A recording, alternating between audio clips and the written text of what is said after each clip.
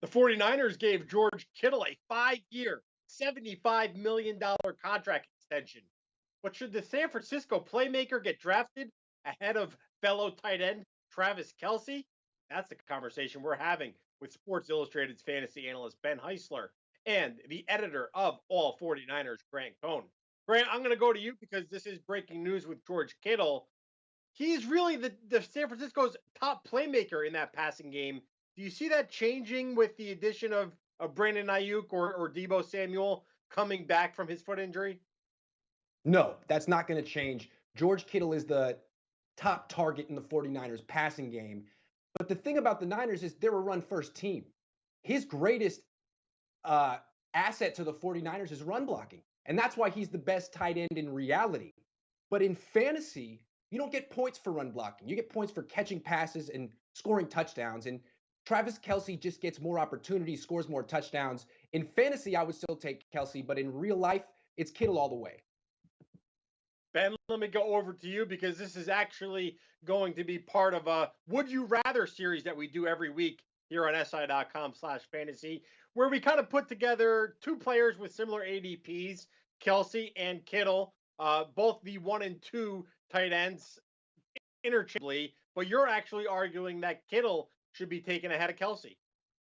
I am arguing that, Bill. I think it's in large part to what we're going to see out of the San Francisco offense this season. As Grant pointed out, yes, they're still a run-first team. You have Raheem Mostert back, Tevin Coleman still a part of the mix, and it opens up play action for them to make big opportunities down the middle of the field with George Kittle, with Debo Samuel eventually when he comes back, with Brandon Ayuk, and a couple of the other wide receivers with San Francisco. But I just think there's going to be some regression on the defensive side of the ball this year with San Francisco. We saw it a season ago in Chicago. The takeaways aren't going to be there the way that they were a season ago. They're going to give up some more rushing yards. The defense is going to be on the field a little bit more. And I think because of that, San Francisco is going to have to open up that passing game just a tad bit more. We're going to expect Jimmy Garoppolo to take another major leap within this offense under Kyle Shanahan. And I think because of that, we've seen George Kittle be exceptionally close to Travis Kelce before in the past. Look at the 2018 stats.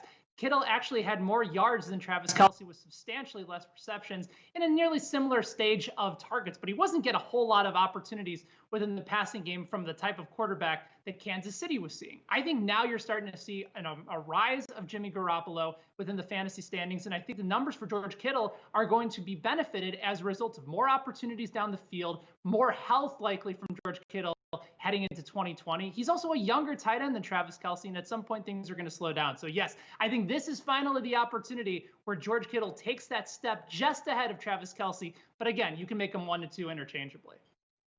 I think at the end of the day, when it comes to Kelce and Kittle, we're really splitting hairs here. As you can see, I'm bald, so I don't have hairs to split. Either one would be good for your fantasy team, but gun to my head, I'm taking Travis Kelce. Better offense. I think more opportunities, as Grant pointed out as well. You can check out more of our Would You Draft or Would You Rather series by visiting SI.com/fantasy.